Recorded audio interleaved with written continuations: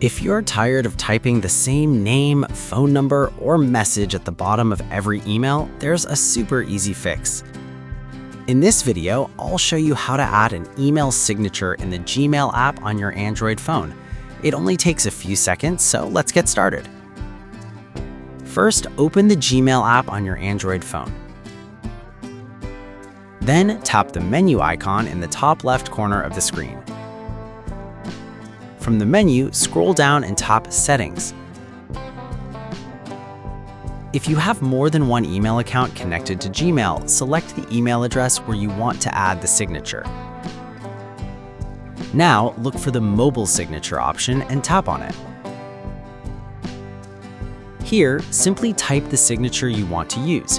For example, you can add your name, job title, phone number, or even a short message. Once you're happy with it, tap OK to save it. And that's it. From now on, whenever you create a new email or reply to an email using the Gmail app on your Android phone, your signature will automatically appear at the bottom.